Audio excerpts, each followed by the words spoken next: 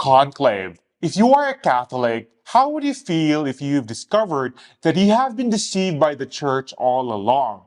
That the church you believed in hid the biggest scandal in its history, and that the highest leader of the church you thought you knew was not who he seemed? What is the Pope's secret?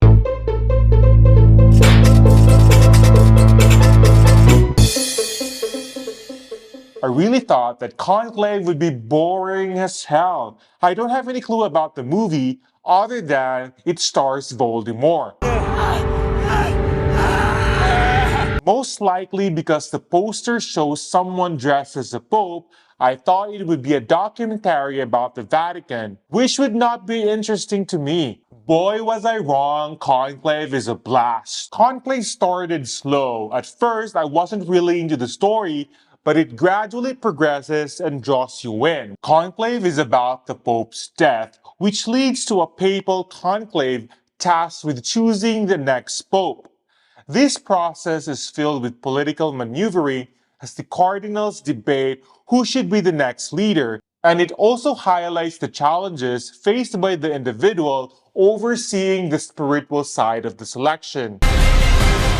I'm a Catholic, and I remember when I was a kid, and when the Pope died, John Paul II died, my family was glued to the TV, waiting for the announcement of the next Pope. I didn't realize that there's so much happening during that sad news until now. Catholics around the world should be troubled by this movie. If you're a Christian or someone who values traditional religion, you should be upset by how the film twists a major institution of faith to promote a progressive idea. Spoilers ahead. The plot follows Cardinal Lawrence, played by Ralph Fiennes, who is selected to lead the papal conclave. Several candidates are in the running for the papacy. Cardinal Bellini represents a more liberal stance, similar to Pope Francis, while Cardinal Tremblay is a devious figure trying to secure the position, leaving his political leanings unclear. Then there's Cardinal Tedesco, who advocates for a return for traditional church values and is portrayed as the villain. There was even a cardinal who believes that homosexuals should be thrown in jail. Lastly, there is Cardinal Idami from Africa, who could potentially be the first black pope. During the conclave, you get to unmask the people behind the robe, the human behind the religious figure. As you'd expect from a movie focused on the politics of choosing a pope, some candidates face scandals. So it's not surprising when one cardinal has a past sex scandal and another cardinal was once spreading the news to boost his candidacy to be the next pope. One cardinal was even fired by the pope before his death, and now is leading the candidacy. It's Cardinal Lawrence's role to uncover the truth in all of it. One pivotal moment in the movie was Isabella Rossellini's scene. She is the head of the Madras in the Vatican. Eyes and ears. Traditionally, nuns are just behind and supporting every man in the church. Although the scene was short, it was so well acted that the crowd in my theater applauded. It was her shining moment. When all the scandal was known to the cardinals, I thought the drama was over. But no, here comes the big twist. The real shock comes early on with the arrival of Cardinal Benitez, who was not on the list of cardinals. This cardinal from Baghdad proves to be the wisest and the most genuine figure in the process. However, the twist reveals that Cardinal Benitez, who was secretly promoted by the dead Pope, is actually a biological woman. Yes, you heard that right. Your new Pope is a woman who nearly had her true identity exposed.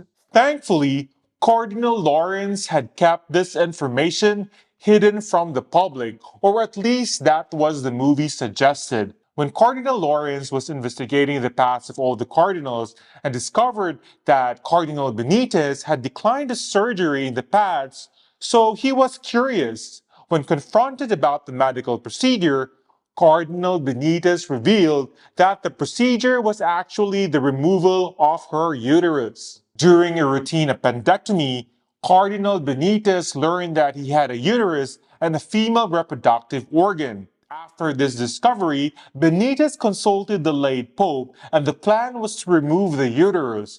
But he ultimately decided not to go through the procedure and the operation, choosing instead to live in his life as God created him. Traditional Catholic values, such as the belief that homosexuality is a sin, opposition to abortion, and resistance to modern interpretations of marriage, are viewed negatively in the Church. The surprising twist is that the new Pope, Cardinal Benitez, is portrayed as a woman, which the film presents as an essential for the Church's progress. Is a war, and you have to commit to a side. The late Pope discovered this information, but chose to keep it a secret until his death. Now, Cardinal Lawrence has also learned about it, but is keeping it hidden from the public. The movie implies that the Catholic Church cannot change its core values, and they will lie to the members and the believers all they can. It suggests that the Church values its reputation and power more than addressing its wrongdoings, which leads it to hide the scandals instead of exposing them. The Church is concerned with keeping up with the image of purity and holiness to maintain the positive perception among people, motivated by self-interest rather than true faith. If you want an authentic depiction of Catholicism, you might feel like a letdown by this movie. It doesn't handle the topic with seriousness it deserves. Rather, it uses Catholic symbols to critique the Church. Everything under control. You understand? I can see where the writers are coming from, especially since I'm not a devout Christian and a Catholic. I've seen news stories about the Church hiding scandals to protect its reputation. While the idea of having a woman as a pope might seem far-fetched, it's not impossible. You'll never know what could happen.